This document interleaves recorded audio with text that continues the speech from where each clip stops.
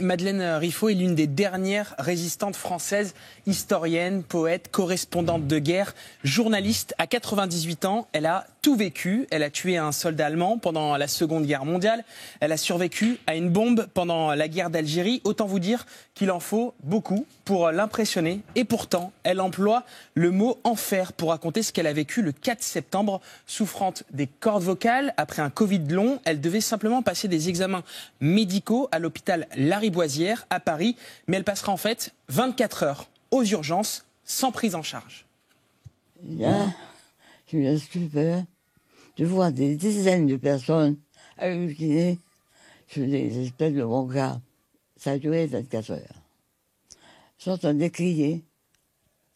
L'infirmière s'est portée. Disait, ça arrive, ça vient, ça marche. Mais elle ne venait pas. Moi, j'étais au milieu de la foule. Une dame, comme tout le monde. J'entends dire autour de moi. Mais pourquoi on a envoyé cette pauvre femme ici? Elle vient d'avoir 98 ans. On les prend plus. Maintenant, on trie. Ah, j'ai dit, c'est ça, l'urgence maintenant. Madeleine Riffaut a publié hier dans Commune, une revue mensuelle culturelle et littéraire d'héritage communiste, une lettre ouverte au directeur de l'assistance publique des hôpitaux de Paris, Nicolas Revel. Elle y dénonce l'état lamentable du secteur de la santé, un secteur qu'elle connaît bien, car en 1974, elle enquêtait déjà sur l'état des hôpitaux français. Elle s'était fait engager incognito comme agent hospitalier au sein de l'hôpital Mont-d'Or à Créteil. Une expérience qu'elle racontera dans Les Linges de la nuit, un ouvrage vendu à 1 million d'exemplaires. 50 ans plus tard, elle observe que rien n'a changé à l'hôpital. Les gouvernements se suivent. Ils ne font rien. Personne n'a rien fait.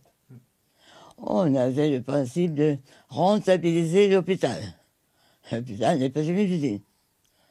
À cause de ça, il y a déjà le bordel. Il y a, je vous dis, en 74.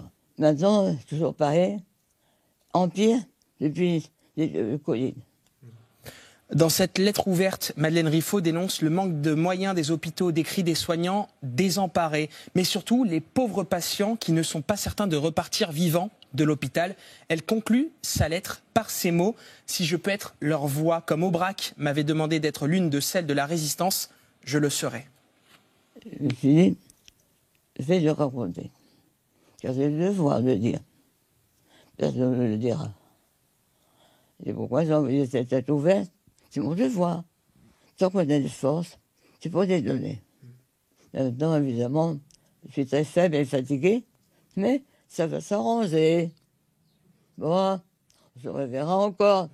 On se reverra encore parce qu'il y a le tome 2 de la vie de Madeleine Riffaut qui sort bientôt, une bande dessinée après le premier carton de la saison 1 de la première édition. Pour l'heure, le directeur de l'AP-HP, Nicolas Revel, ne s'est pas encore exprimé.